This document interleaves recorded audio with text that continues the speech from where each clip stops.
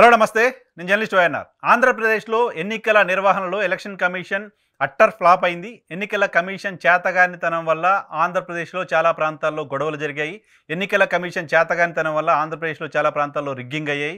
ఆంధ్రప్రదేశ్లో ఎన్నికల కమిషన్ చేతగానితనం వల్ల చాలామంది ప్రజలు ఓట్లు వేయలేకపోయారు. చాలామంది ప్రజలకు సంబంధించిన ఓట్లు ఇతర పార్టీల వాళ్ళు వేసిన పరిస్థితి కనపడుతోంది. ఇది నేను చేస్తున్న ఆరోపణ కాదు, విజువల్స్లో క్లియర్గా కనపడుతున్న మాట. తమ పార్టీకి సంబంధం లేని వ్యక్తులు అక్కడికి వచ్చి, లేకపోతే ఆ గ్రామానికి సంబంధం లేని వ్యక్తులు అక్కడికి వచ్చి రిగ్గింగ్ చేశారు అంటూ అటు అధికార పార్టీ ఇటు ప్రతిపక్ష పార్టీలకు సంబంధించిన వాళ్ళు కొన్ని గ్రామాల్లో ఆరోపణలు చేస్తూ వస్తున్నారు. ఈవీఎంల ధ్వంసం జరిగింది. ఈవీఎంల ధ్వంసం జరిగిన నేపథ్యంలో అక్కడ ధ్వంసం జరిగినప్పటికీ ఓటింగ్ అంతా సేఫ్గా ఉంది అంటూ ఎన్నికల కమిషన్ చెప్పడం హాస్యాస్పదం అవుతుంది. రిగ్గింగ్ జరిగిన ప్రాంతాల్లో ఓటింగ్ సేఫ్గా ఉండడం అనేది ఏ రకంగా ప్రజాస్వామ్యానికి మంచిది, అక్కడ రీపోలింగ్ ఎందుకు పెట్టకూడదు అనే దానికి ఎలక్షన్ కమిషన్ దగ్గర నుంచి సమాధానం లేదు. వీవీప్యాట్లు కూడా బయటపడిన సందర్భాల్లో అటువంటి ప్రాంతాల్లో కూడా రీపోలింగ్కి ఎలక్షన్ కమిషన్ ఆదేశించకపోవడం అంటే ఎలక్షన్ కమిషన్ యొక్క చేతగానితనానికి అదొక నిదర్శనంగా చూడాలి. అయితే ఎలక్షన్ కమిషన్ ఈ స్థాయిలో ఫెయిల్యూర్స్ చేస్తున్నప్పటికీ, ఎలక్షన్ కమిషన్ పైన అధికార వైఎస్ఆర్ కాంగ్రెస్ పార్టీ అనేక ఆరోపణలు చేస్తూ వస్తున్నప్పటికీ ఆ ఆరోపణలకి ఎన్నికల కమిషన్ ఎక్కడ సమాధానం చెప్పట్లేదు. సేమ్ టైం అక్కడ ప్రతిపక్ష పార్టీగా ఉన్న తెలుగుదేశం పార్టీ ఎన్నికల కమిషన్ పైన ఒక్కటంటే ఒక్క మాట కూడా అనట్లేదు. ఒక్క వ్యతిరేక వ్యాఖ్య కూడా ఎలక్షన్ కమిషన్కి సంబంధించి చేయట్లేదు.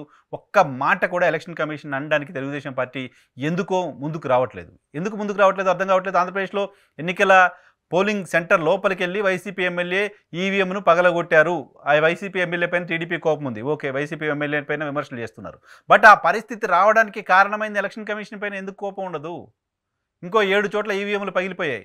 అక్కడ కూడా పగలగొట్టింది ఎవరు? అది ఎందుకు బయటపెట్టదు ఎలక్షన్ కమిషన్ అని తెలుగుదేశం పార్టీ ఎందుకు అడగదు? ఎలక్షన్ కమిషన్ దగ్గర ఉండాల్సిన వీడియో బయట తిరుగుతోంది, ఒక టీడీపీ దగ్గర, మరొకటి వైఎస్ఆర్ కాంగ్రెస్ పార్టీ దగ్గర. ఎలక్షన్ కమిషన్ మీ వీడియోలు బయటకు ఎందుకు వచ్చాయి, ఏం చేస్తున్నారు మీరు అని టీడీపీ ఎందుకు అడగదు?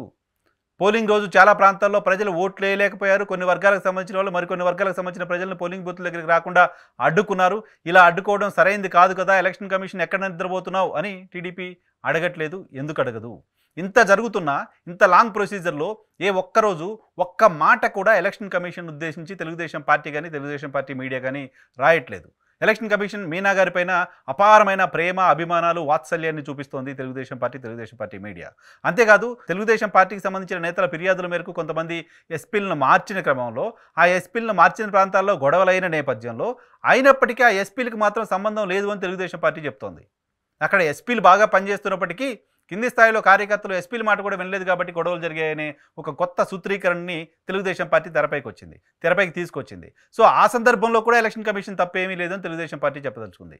ఎలక్షన్ కమిషనర్ తప్పేం లేదు, సేమ్ టైం ఆ ప్రాంతాల్లో ఉన్న ఎస్పీల తప్పు ఏమీ లేదు, కానీ కింది స్థాయికి సంబంధించిన పోలీస్ సిబ్బంది తప్పు ఉంది అని తెలుగుదేశం పార్టీ చెప్తోంది. ఈ మొత్తం ఎపిసోడ్లో ఏ ఒక్క చోట కూడా ఎలక్షన్ కమిషన్ ఆయన మీనా గారు తప్పు చేశారనో, ఆయన ప్రాపర్గా బిహేవ్ చేయలేదనో ఒక్క మాట కూడా తెలుగుదేశం పార్టీ మాట్లాడకపోవడం అనేది ఖచ్చితంగా ఆశ్చర్యం కలిగిస్తోంది. ఇదే సందర్భంలో ఎలక్షన్ కమిషన్ అండర్లో పనిచేసే చీఫ్ సెక్రటరీగా ప్రస్తుతం జవహర్ రెడ్డి గారు ఉన్నారు.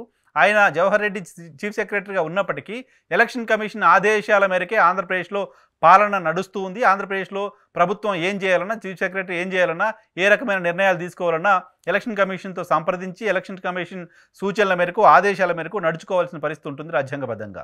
ఈ నేపథ్యంలో ఆంధ్రప్రదేశ్లో ఎలక్షన్ కమిషన్ పైన ఎలాంటి కోపమో బాధ లేని తెలుగుదేశం పార్టీ చీఫ్ సెక్రటరీ పైన మాత్రం పదే విమర్శల దాడి చేస్తోంది.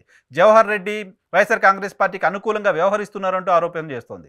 జవహర్ రెడ్డి వైసీపీ ఏజెంట్లా మారిపోయారంటూ ఆరోపణ చేస్తోంది.